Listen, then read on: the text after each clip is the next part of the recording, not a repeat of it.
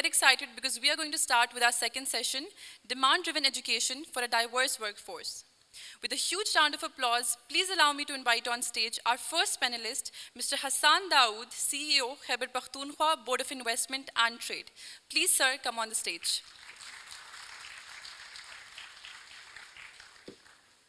Mr. Hassan Daoud, whose dynamic professional experience includes serving earlier as a diplomat in the Embassy of Pakistan, Beijing, China, and Hanoi, he has been given numerous awards and achievements by China. Mr. Hassan is responsible for the overall coordination, monitor and control, and progress review of the entire CPAC portfolio. Now, can I please invite on stage our next panelist, Ms. Fatma Asad Said, Managing Director, Corporate Governance and People Solution, Abacus. Please, ma'am. Ms. Fatma has 22 years of professional experience, focused on delivering winning solutions and building thought leadership in the corporate governance, strategic change, organizational development, human capital management, diversity and inclusion, and project leadership areas across various sectors and industries. She's also responsible for overseeing the strategic alliances with global partners, namely Mercer and Center for Creative Leadership, CCL. Beginning her career with Coopers & Lybrand International and then PricewaterhouseCoopers, her leadership journey also includes serving on various boards such as Lahore University of Management Sciences, Kashif Foundation, Karwan Crafts, and Bata Pakistan. Thank you so much, ma'am, for being here. We're extremely glad to have you. Our last panelist of the second session is Mr. Syed Mazhar Hussain, Chief Human Resource Officer, PTCL. Sir, please come on the stage and have your seat.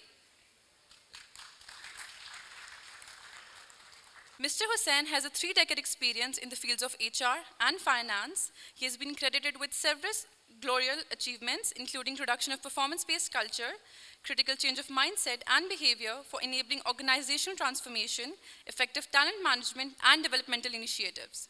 He's a member of the Board of Trustees and Chairman of PTAT. Thank you so much, sir, for coming here.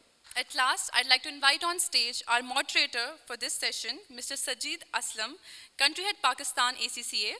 Mr. Sajid Aslam, who has over 20 years of managerial experience in strategy formation, acquisitions and mergers, corporate finance, governance and finance, business development, digital transformation, and entrepreneurship. He has also served as the functional lead for many multinationals, inclusive of education, telecom, technology, and food companies. His career not only extends at national level, but also in Australia, Turkey, Korea, Indonesia, UAE, Switzerland, Singapore, Malaysia, and East African regions. Thank you so much, sir. We're extremely honored to have all of you here. And now I'd like to hand over the proceedings to Mr. Sajid Aslam. Thank you very much. And thank you very much for organizing this event. I think this is something which we always feel way overdue for academia and industry to really converge and come up with a solution. Industry should be bringing the real-life scenario and problems to the university, and university should be helping with their capability in research and development in solving those. And that would be, we feel, is a new learning process which we will see going forward. I think there's a scene already set in a very, very good way that we are talking about the technology, we are talking about the future of the work, artificial intelligence.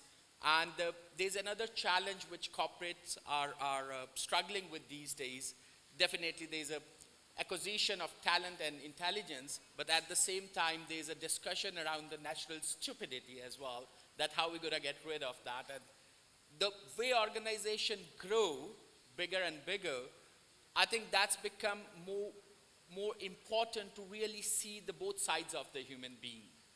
And when we are talking about the intelligence, that's also include, which is recently the conversation is going, is happening more and more, is the emotional intelligence. Definitely is a one quotient which is becoming very relevant. Creativity we talked about. And there's a technical quotients, ethics we discussed, we touched upon those. I think now based on what the future will look like for the work, now we have to really link it back in the value chain, how that education is going to produce that kind of workforce which will be in demand going forward. So that's the dialogue which we will open, and our conversation will be more around the driver for the demand, what we can do, what we can't do, and how we will proceed going forward. So I'll I'll just use some of the context very recently in terms of the workforce, the key areas or drivers which were identified. The one was definitely a demographics we talked about, the technology we talked about, individual behaviors I think we touched upon. Another one which is one of a key driver where the workforce will exist and how the workforce will be deployed is the productivity gain, the economic interest which comes out there. So just starting, Hassan Saab, with yourself, you are working on CPAC, you remain a very focal point for that, and right now you are heading the investment agency in KP. So how you see that regional connectivity and CPAC is going to impact the demand of the competencies and skills going forward, and how that shift you see in terms of the workforce deployment in the region?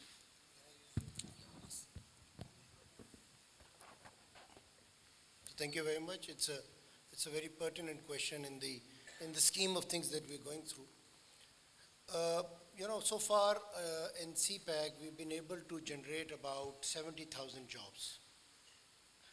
And this is direct jobs. And when we were articulating the long-term plan of CPAC, and I was part of that committee, one thing that I realized was that, and I keep saying this, and even at the cost of repetition, I would say, that there would not be boundaries for three things. And this I've learned through the process while representing Pakistan in BAU Forum and the Belt and Road Forums happening, and you were there in Davos recently also.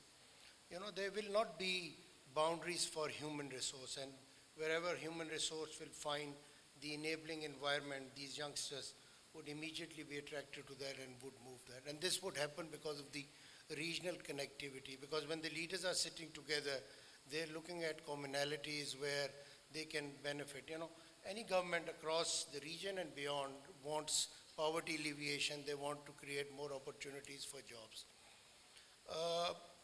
The only difference that I find here with rest of the countries that I've visited, especially in China, is the fact that they have realized that amongst the academia and also amongst the students, they need to create the niche. They need to learn the areas where their competence would be required.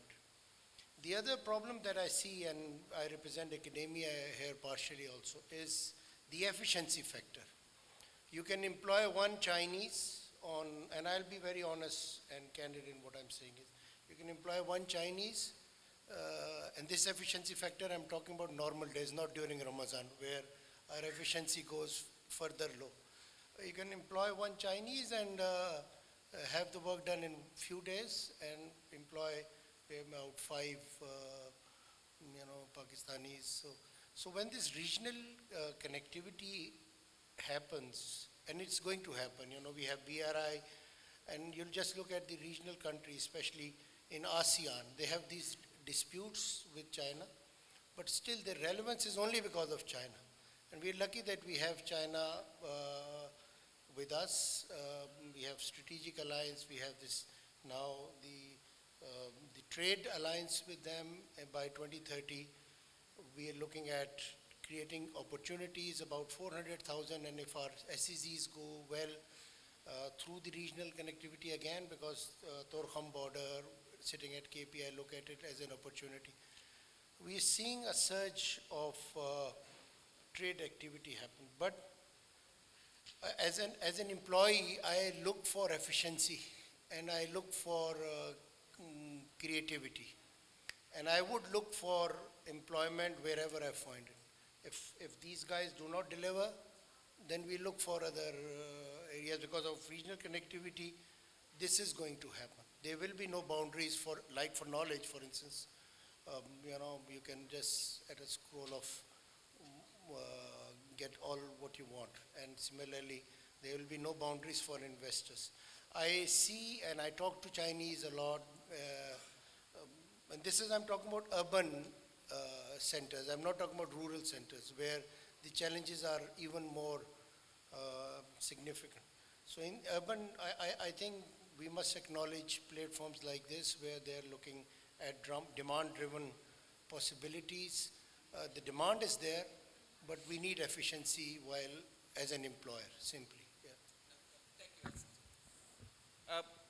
I think if I pick up on the same thing, and I'll come to Fatma, I think the productivity gain or efficiency we talked about, creativity you talked about, and I think another point which you touched upon is that the workforce availability. So we are talking about a bigger pool which is connected either physically with the regional connectivity or digital connectivity. So now coming to you, Fatma, you are working with a young talent, and you are working with a lot of different clients in Pakistan, outside Pakistan, and you deployed those talent, and there's a certain work or certain projects which are delivered through that. So what you are hearing back from your client, what you're learning in terms of what type of skills or competencies you are looking at from the talent perspective, and what your client and the customers are looking at, or what they are talking about in terms of the competencies and the skills. Thank you. Is it working? Assalamu alaikum. Thank you very much. It's a pleasure to be here. Essentially, and it's a very good, pertinent question, especially when we talk about the supply and demand of the workforce that is here. And some of our esteemed speakers earlier in the earlier session spoke about the changing trends of the future of work and how the economic and social demographics are also being impacted by technology disruption and other disruption that is impacting the skills that are required. It goes back to that. It goes back to we are evolving as organizations. We require a different or a varied skill set, a capability which is not just about technical knowledge, but what they're saying, the soft skills, which are no longer, I feel, soft skills, they're essential skills in the day, in this particular age of disruption as well, and we don't recognize it. I mean, one thing is clear, through technology, we may be getting connected with people, across the world. Families are coming closer. They are communicating. Information is available readily on a real-time basis.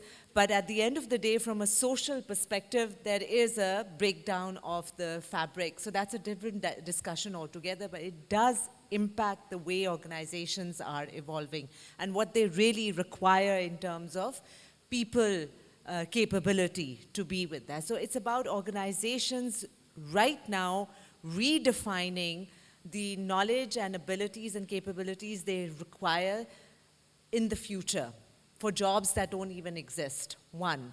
So what are the competencies that will be required? How are we developing a framework around it, the demand for those particular skills, and then sending it back to where the supply is coming from, which is the academia, which is the academic institutions, and how are they then reprogramming and rethinking the way students are being instructed, because there has to be a closing of this supply and demand gap. So I feel that the challenges that we face as an employer, challenges that our client organizations are sensing and also feeling, and this is not just in the technology or financial services or in the telecom space, because there's a lot of integration between sectors as well. I mean, case in point examples that Amir also gave, and Puresh and the gentleman from the World Bank also, he spoke about these, the disruption that is taking place from a perspective of integration as well, overlaps, and how industries have to work together in order to service customers better. That means there is a changing of perceptions, there's a changing of desires, there's a changing of what clients want at this point in time. And therefore, when we go into an organization and serve those organizations, we also are demanding different attributes. Just the demographic diversity within, and from an aging perspective as well, has also organizations have to rethink how we're catering to the demand of different age demographics that are there. For example, case in point, जो आपके baby boomers हैं and Gen X, even Gen Y to some extent, average age in an organization would be 2 to 3 years. I mean, baby boomers का तो, lifetime employment भी होती है. You fast forward into the millennials right now, and those who will be entering in the workforce, some of you who are sitting, actually most of you are sitting in this hall today, they're saying the average will shoot up to 15 to 20. I mean, that is a massive shift because you're looking at the gig economy, you're looking at employee on demand, you're looking at fundamentally the way that the young generation is looking at work has changed. Are we as organizations ready to create those jobs and have them available? And another thing I will point out is that jo ye traditional approaches towards recruitment is also changing. It's not about you go and post a job onto, let's say, LinkedIn or some platform. When you redefine what you require, we feel that as well, and I feel organizations which are transforming and are leading from the front understand that you have to move towards non-traditional approaches towards recruitment. You're creating a sort of a link directly with where the supply is, because these young men and women are going to click onto a website, let's say, or a platform of organizations, look at projects that are available. They're not looking for long-term engagements. They will say, this is where I want this experience because it will link up to the skill that I need to develop. And therefore, if organizations are not cognizant of that, secondly, if your academia is not cognizant of how do we impact the way we are churning out the talent, then this disconnect will remain and the gap will widen. So we will always struggle to find the right talent. That is what is happening. There is immense talent in this country. I am very proud of the talent that is there in Pakistan, but what they require is a bit of direction and a bit of recalibration towards what the future holds in terms of the challenges we face. Thank you, Fatima. I think you raised some points, and Madhusab, I'll ask some of the comments from your side. But I think the workforce in demand, or what you, at the spot hiring, what we talk about, and then most importantly, creating a competency framework for and capabilities for the jobs which does not exist right now, and then the talent acquisition and the feedback loop back to the education institute. I think these are the important elements which you raised. You are HR professional and you are managing such a large organization, not only from an employee perspective, from a customer base perspective as well.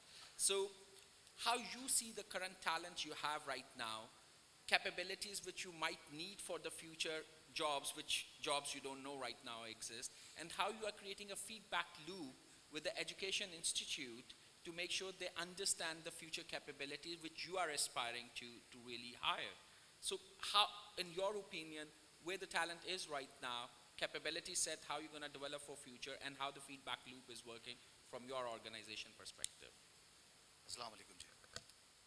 Thank you very much for arranging this event as well as inviting me here. Your question is very interesting, by the way, because whenever you will ask that whether the right talent is available, I think everybody will say that yes, it is available. I would answer with perspective of two things. You can say that these are the evidences of talent in Pakistan. First, today's problem of organizations is not the hiring or good talent hunt. It is the retention of good talent. Why? Because they are getting so much opportunities in the market within the country and outside the country. And this is also a fact that our talent, wherever they are working, they are creating value. So they are becoming relevant. They are innovative. Wherever they go, they perform. So that means that this Pakistan has wonderful talent. And second, if evidence, I would say that nowadays you would have seen the trend that the big companies, they get the projects in developed countries, developed economies, and they are establishing small offices, branch offices, or startups in Pakistan. Hiring talent from here, so what they do, that they get the projects in those economies at a very good financials, and here they get the talent comparatively cheaper, and their projects are completed rather beyond their expectations. So I think this is the proof that world is looking toward the talent in Pakistan. Then where is the problem? If talent is available, and these are the proofs, evidences that talent, Pakistani talent, they are working everywhere.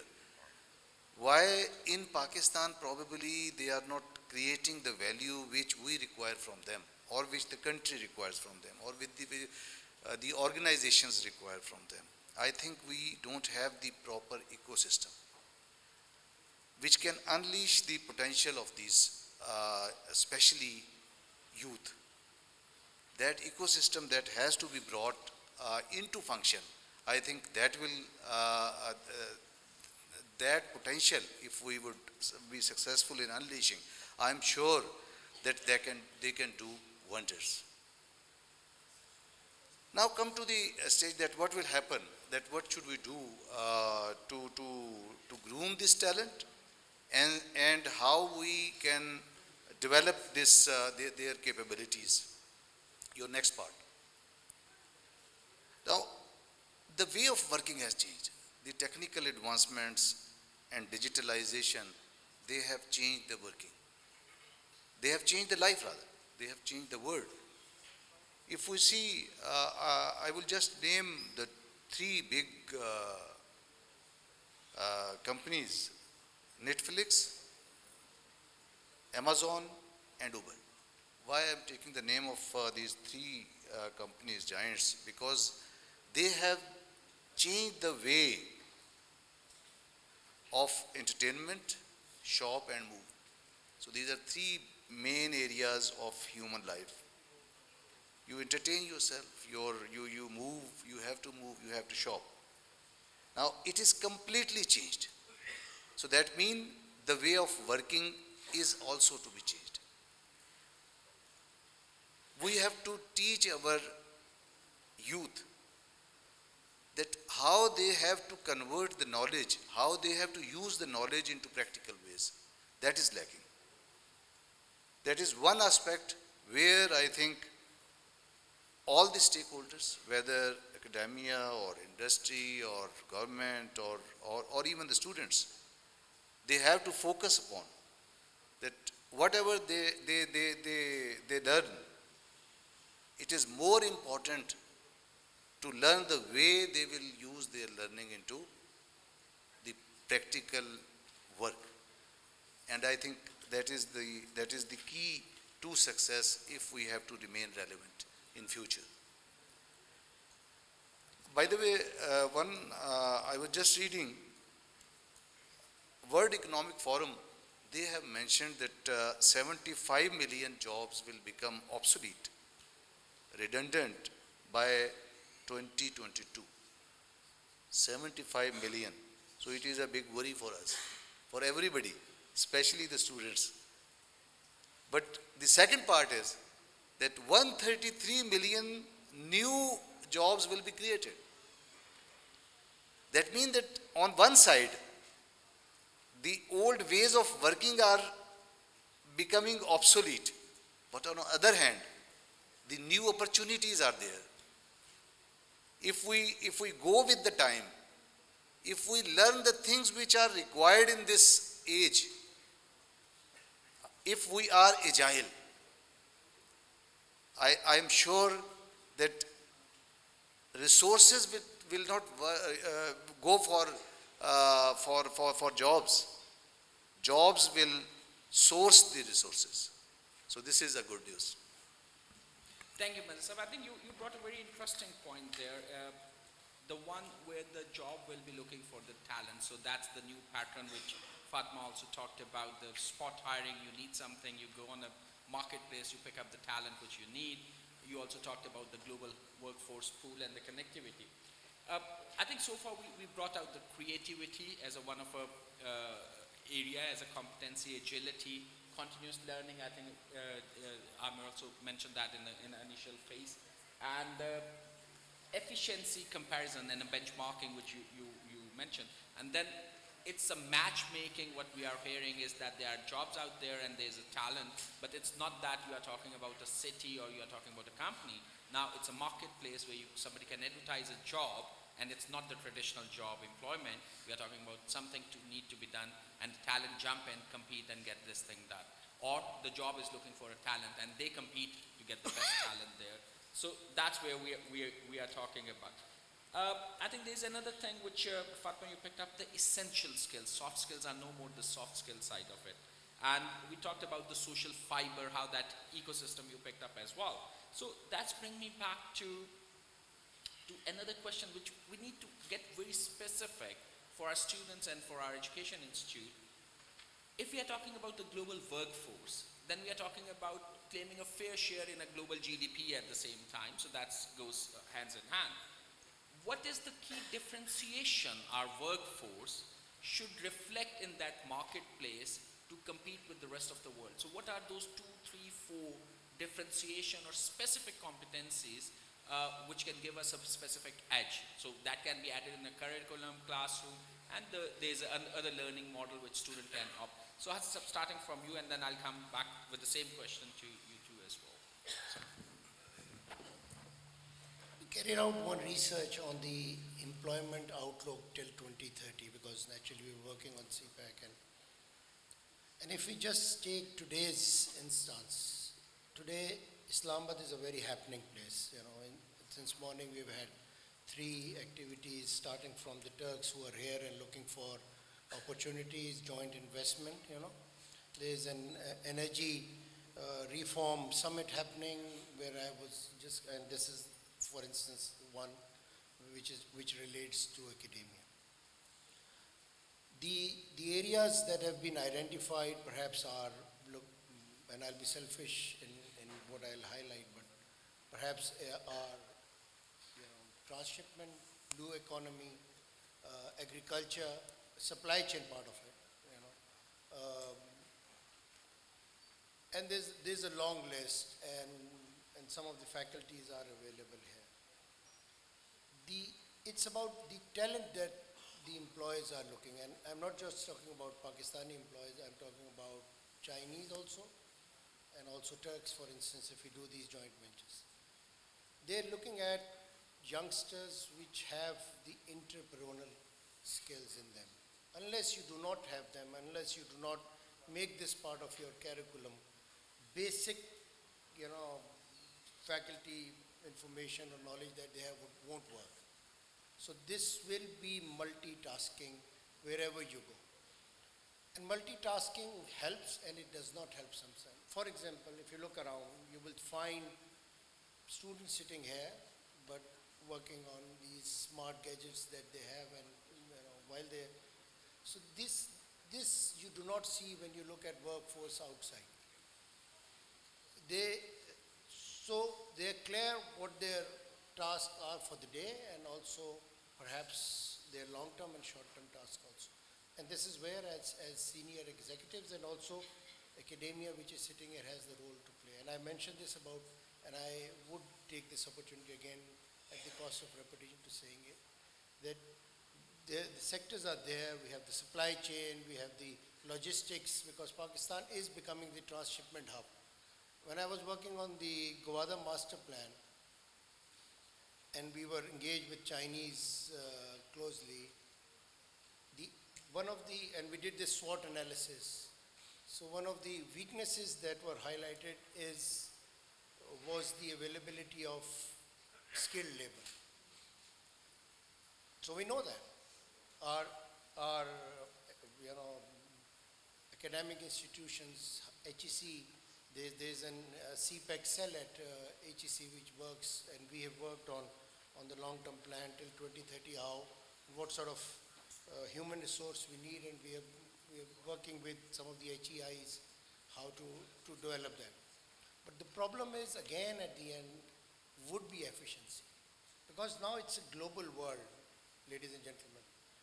And in this global world, employers would pay of salary to a person which suits their short, long, and objectives.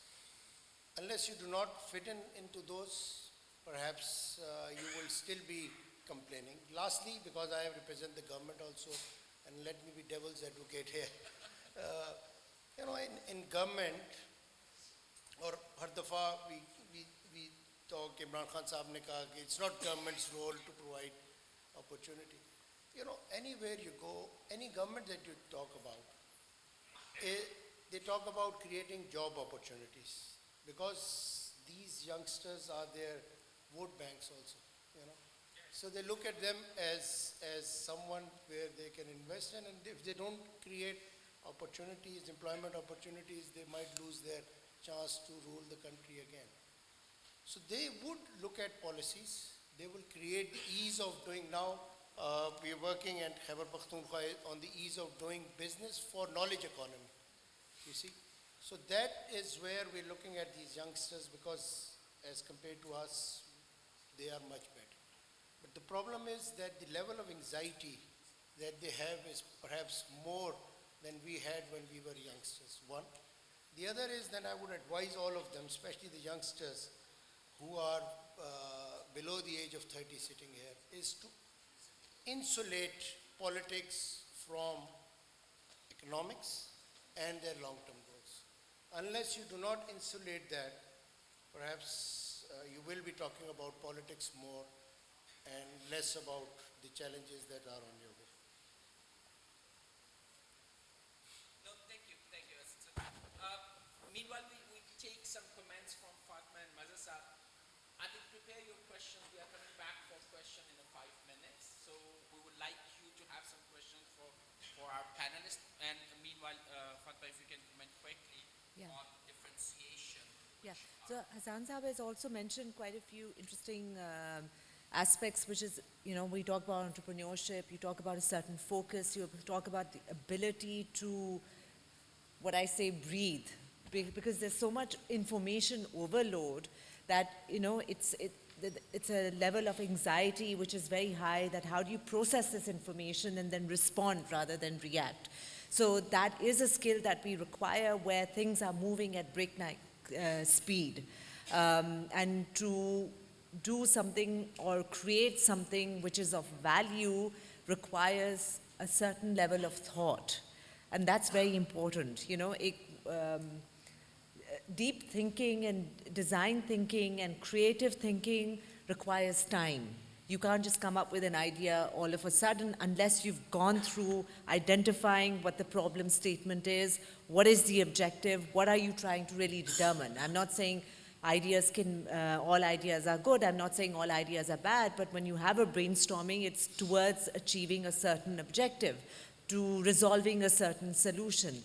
But there is a certain process that is involved as well. And then when you are overwhelmed with a lot of information, I feel sometimes the younger generation don't have the capacity to think through things as well. So that's very important.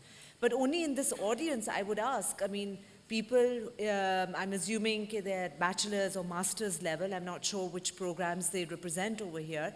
But in a few years' time, all of you will be looking for jobs or already looking for jobs.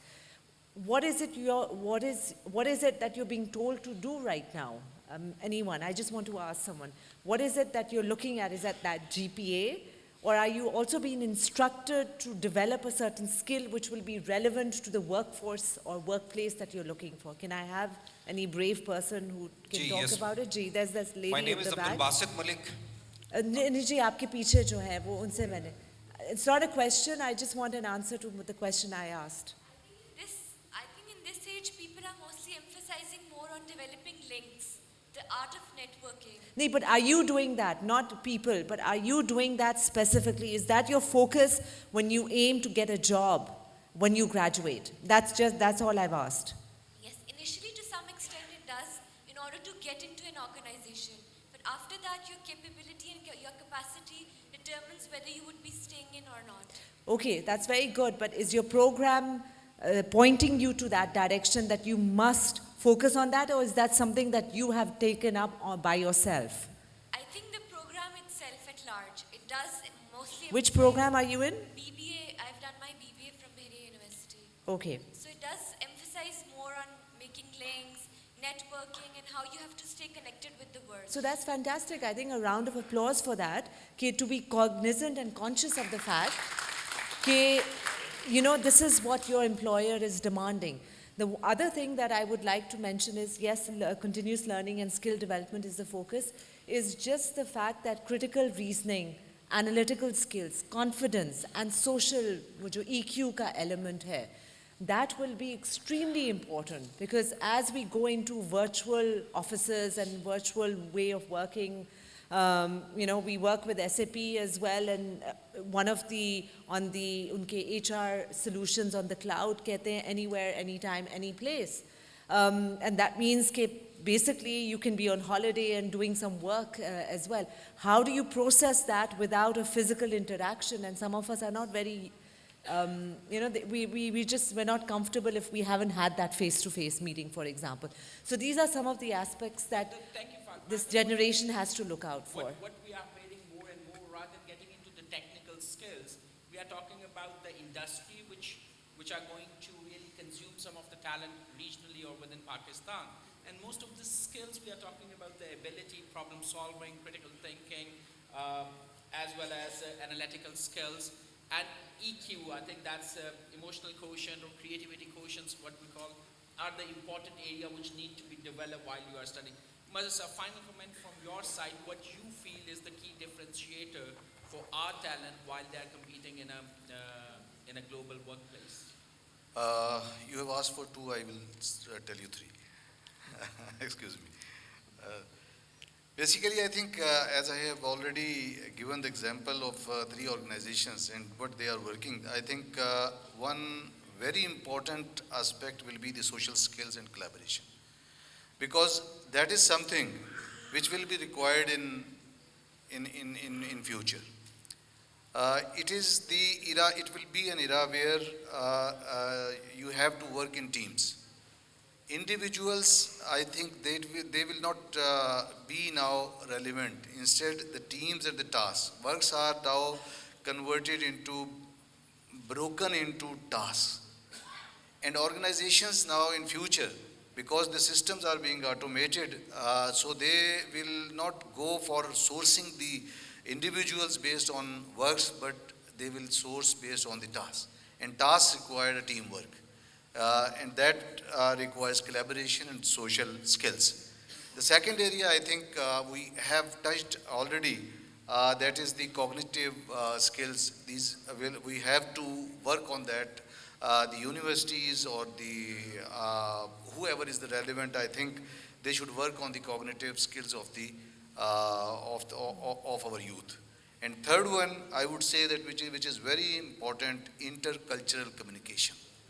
Because that is something which the youth should be capable of if they have to be successful in their aspirations. And very quickly, I'll just highlight one thing.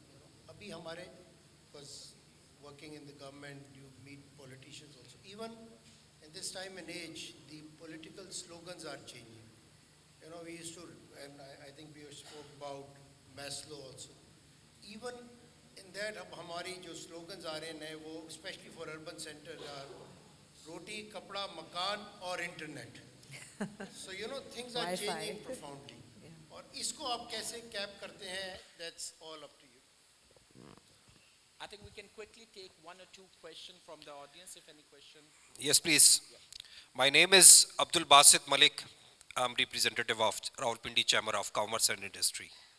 I would like to highlight a very important issue.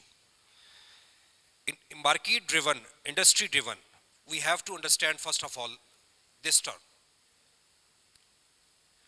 90% you can say involve the industry and 10% just academia to develop the curriculum. I would like to ask, is available any HSC representative over here? I think we are wasting our precious time of students and the respectable guest. Until we cannot a proper outcome which may facilitate it to our youth. Jobs nahi hai. Iske piche jo stories hai, we have to understand. We are talking about the cognitive skills. The most important for employer is for questions. If we can psychomotor skills to perform the task which is by the employer. So we should focus about the psychomotor skills.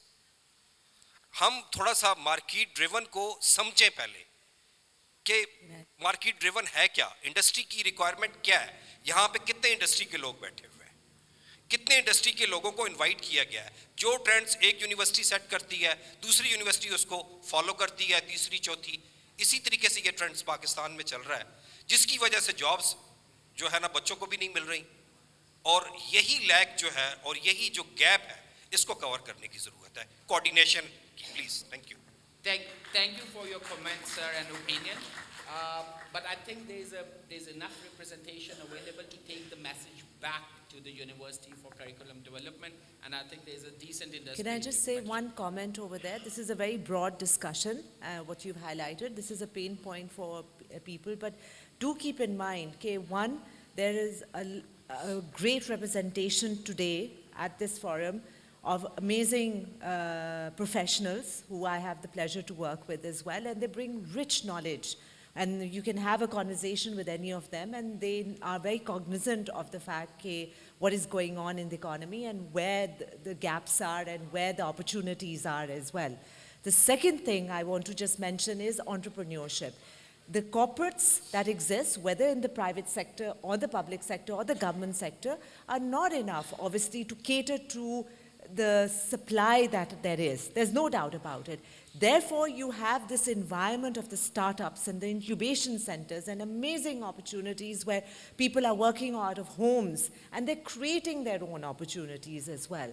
So I think we have to collectively work together to find a solution. It is not just about the corporates or the government. It's about us coming together, collaborating and saying, these young boys and girls, and I know people who are in their 50s, 60s, starting their own businesses, sitting at home with just internet connection and an app, and that's it. They've started the business. So yes, we're all struggling, but we're together. And let's find a solution and work together on that. Sir, we take one question more and then we will add your comments. Partially I agree with you and I have mentioned that ecosystem is not available in Pakistan, I think, or it is lacking. Maybe that it is better as compared to a few years, but as such, I think still it is evolution stage. The second thing which you have mentioned, rather this was a pleasant surprise when I came here. I am seeing the senior executives from several big organizations of Pakistan in this room. So this is very encouraging for me, rather, that I am not taking the names. I think you can elaborate afterwards. But very, very senior executives of several multinational and national organizations are currently, at present, sitting here. So this is a good sign. Third thing, you have mentioned that academia, they just work on that. I think industry-academia link is important. Then the third one, government. You cannot say that only HEC is government. Government has a role, and that role is being played. Currently, government is focusing on that. Probably the direction is set. We can hope that it will be better. And if some regulations or compliance standards are developed by the government of Pakistan to force the industry to engage with the academia and work on the curriculum, because unless and until that will not be in alignment with the requirements of the future, I think you will not improve, you cannot improve. And this being, I am hiring every year 400 to 500 people. And I feel, and out of those 500 people, around 200 people we take fresh engineers, business graduates. And the feeling is that when they come here, the problem with them is that we have to again conduct some courses, some training, some exercises So we take them to Haripur most of the time because we have a facility, keep them for 2 months rigorous training. So that enables them. But I think this is the responsibility which organization is doing. This is something which should be done in anticipation when they are in the universities. So preparing them while they are studying, I think that is essential. And that will come when when there will be a regulation that industry should work with the academia and work on the curriculum. Majid sir, thank you very much. I think in the interest of time, we may not be able to take more questions, but yeah, but I think people will be, if there's any burning question, very quickly. Ji, I have a question from Fatma. Assalamu alaikum. Amir, in his speech, mentioned that, how Jazz has been able to, using digitalization and analytics, reduce their dependence on the contact center. We at Telenor have also done the same.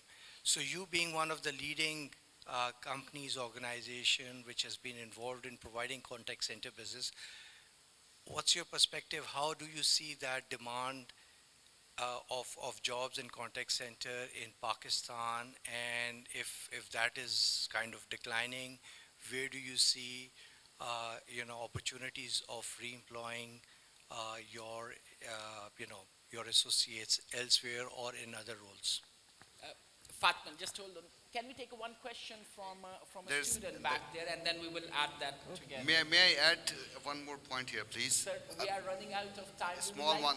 to listen from the student side as well. Okay, So if you can just hold that one, and we can have that conversation during the networking all side. right, all right. Is it okay?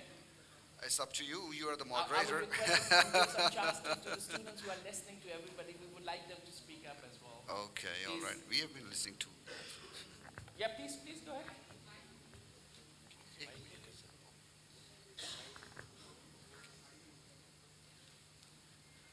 Just a second. Very brief and quick question. We are not looking for comments.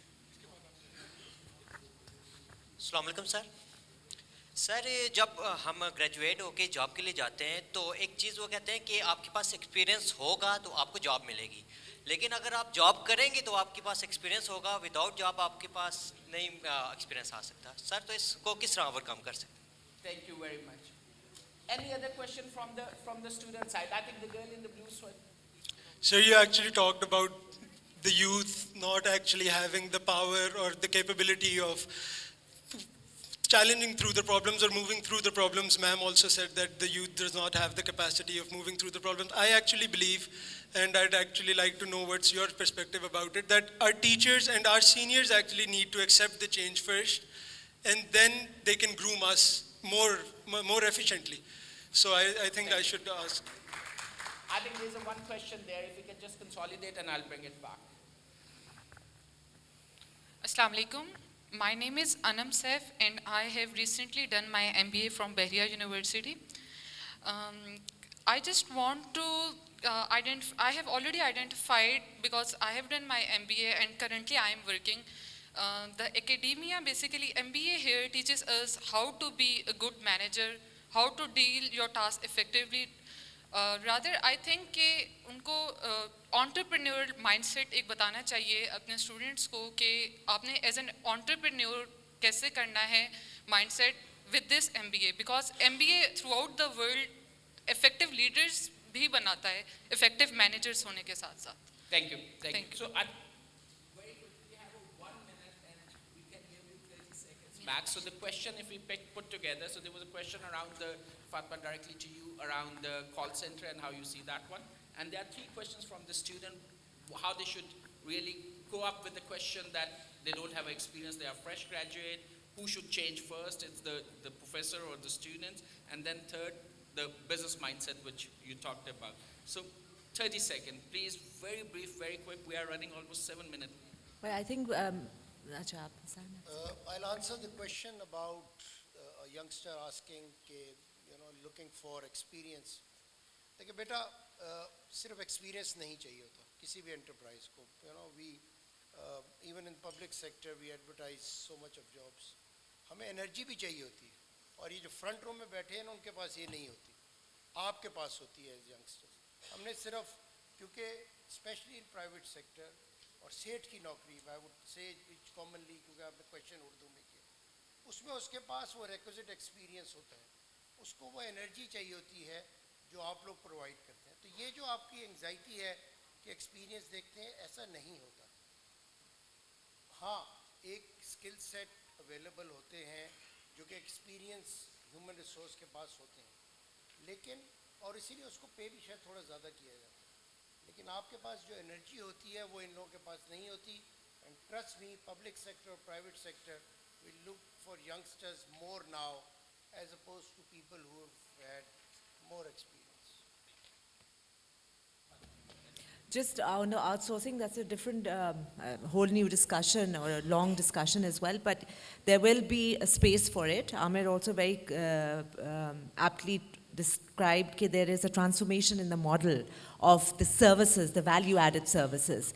And there will always be a need for it because transaction costs have to be outsourced for organizations to efficiently work towards a certain business performance model. However, who will deliver that or what will deliver that will change. So that's why you have the AI and robotics element coming in, but fundamentally the business framework is undergoing a change. Thank you, Fatma. Mazhar Sahab, you have Very two briefly, questions. the first question, Mazhar Sahab, two questions. Who should change? Yes. Number one, and whether MBA should develop the business mindset, what is yes, required. first, Very briefly. you talked about experience. तो मैंने जैसे बताया कि 400 के करीब 500 लोग हम higher करते हैं और 200 वी इंश्योर कि हमें यंगस्टर्स चाहिए, वी टेक फ्रेश ग्रेजुएट्स। और इनका मैं रिपीट नहीं करूँगा, लेकिन this is right that we require on certain jobs we require the energy which comes from the youngsters. Second, मैं उसमें एक pleasant experience, very recent experience share करता हूँ जस्ट आपसे कि I got a call from IBA Sakhar that we want to send 4 of our teachers for internship. So this was a surprise for me, teachers for internship. And they came, they were PhD by the way, all 4 were PhD, and they stayed with us 6 to 8 weeks. And when they went, I remember their remarks that they said that this is excellent way of preparing us to further prepare the youth. So this is something which I am sharing with you. I think here we have to collaborate. The teachers, and visiting professionals. The professionals should be taken as visiting faculty members. So I think that will improve the situation which you have the concern about the teachers. To what my colleagues have said over here is very quickly, it's a supply and demand. Entrepreneurship and startups is now a reality in our market. The academia has to respond accordingly. No, very great. I think there's an NIC, we just talked about that when Jazz was talking about, and it's open. People can go and talk, really learn and experience that one.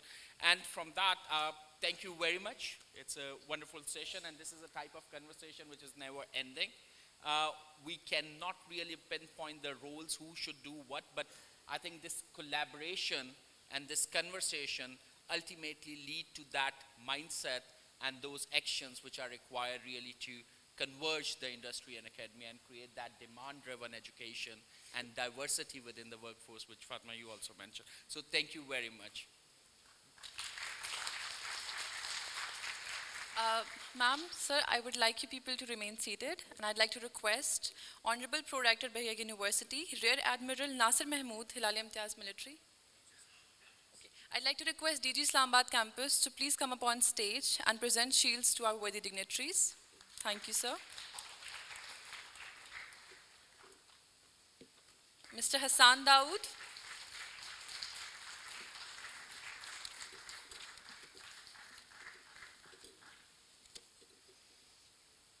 Mr. Saeed Mazhar Hussain.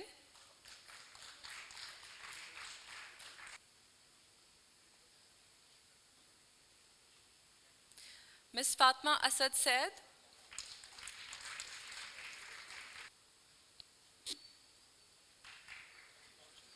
And Mr. Sajid Aslam.